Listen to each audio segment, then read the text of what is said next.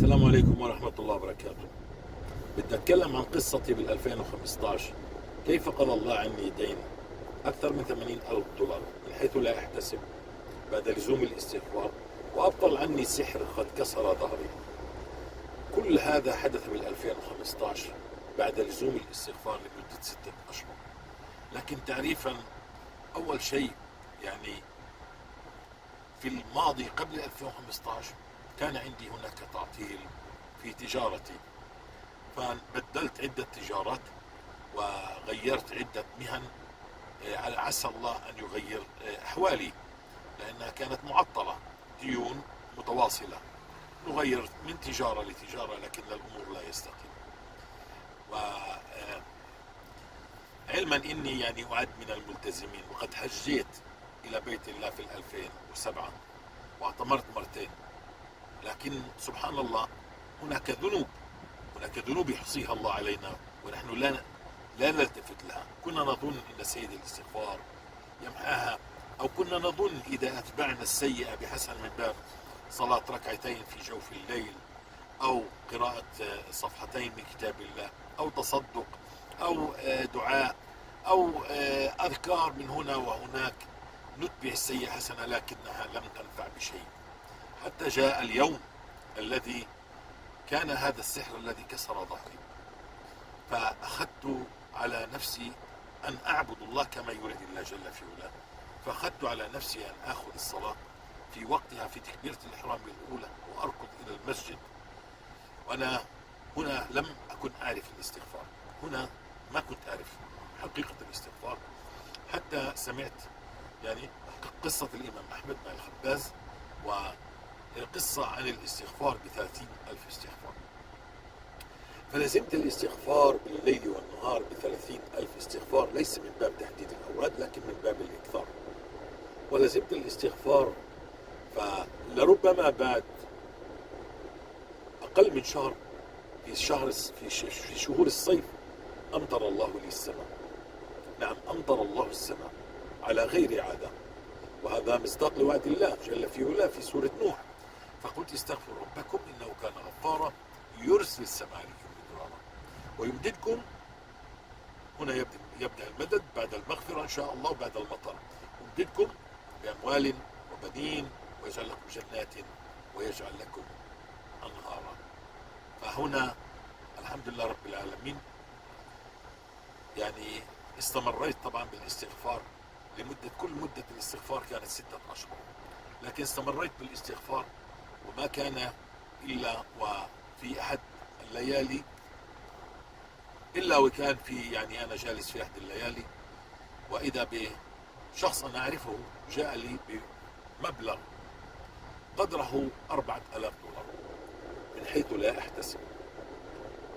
فسبحان الله يعني تعجبت، جاء المطر وجاء المدد من حيث لا أحتسب والله.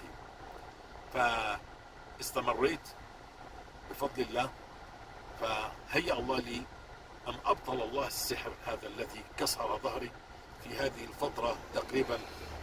واستمريت بفضل الله على الاستغفار والأمر معروف. كنت أعطي دروس في المساجد، واستمريت حتى يعني بعد انتهاء مدة 6 أشهر قضى الله عني الدين من حيث لا أحتسب 80,000 دولار.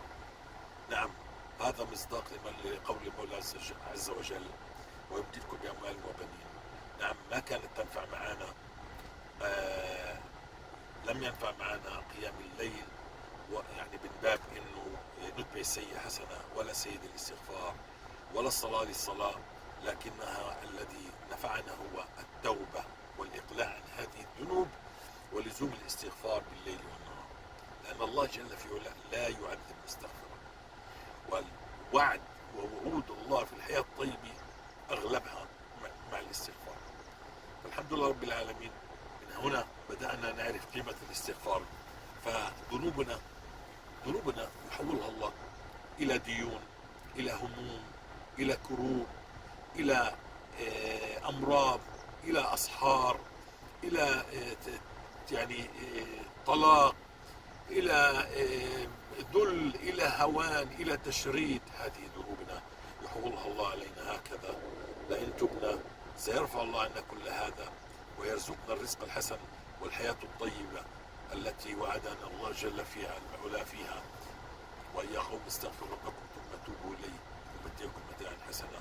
نعم، وهذا ما نبينه. وعندنا يعني آلاف القصص من المستغفرين المتابعين لقناة أخوكم محمد حجازي على اليوتيوب وجدوا ضالتهم بالاستغفار. نعم، نحن نطلب المغفرة من الله، والله يغفر ويرزق، فهذه وعود وعدها الله للمستغفرين، ولا يعذب الله مستغفرا.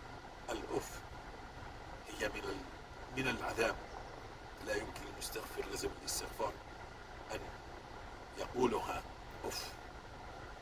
لسانك هو الطامة الكبرى. هذه الغيبة والنميمة والسب والشتم يحوله الله عليك ديون، دفعات لا تنتهي، هموم، غم، أمراض، أسهار، أسقام. نعم، خلينا نتوب، والله جل في علا قريب يحب عباده الذين يتقون. خلينا نتقي الله ونتوب إلى الله. جزاكم الله خيرا. هذه قصتي كانت 2015 لزمتها ففرج الله علي. ثم عدنا إلى الاستغفار في 2022 على قناة نتكلم فيها عن الاستغفار.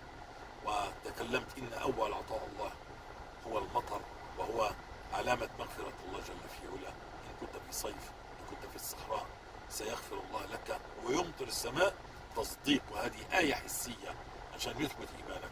فعندما لزم الآخرون الاستغفار أمطرهم الله في كل مكان. وبدأت تصلنا قصصهم من هنا ومن هناك.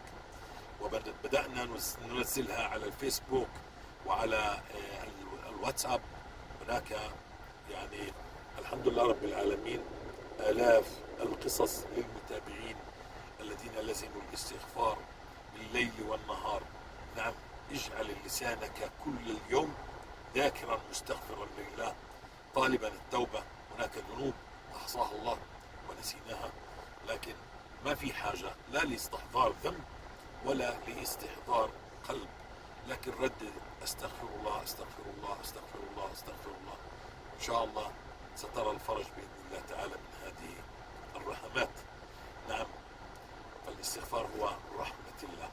الاستغفار فيه الرزق، الاستغفار فيه التمكين، الاستغفار فيه الحياة الطيب الكريم، الاستغفار فيه العزة والكرامة والرقي، وفيه نسود الأمم إن شاء الله. أسأل الله العلي العظيم أن يفتح عليكم في هذا الاستغفار، أن تأخذوه محمل الجد. هذه قصة مختصرة، هناك القصة مفصلة في اليوتيوب، اكتب محمد حجازي والاستغفار ستجد قصة محمد حجازي عن الاستغفار، تكون القصة مفصلة. بارك الله فيكم والسلام عليكم ورحمة الله وبركاته.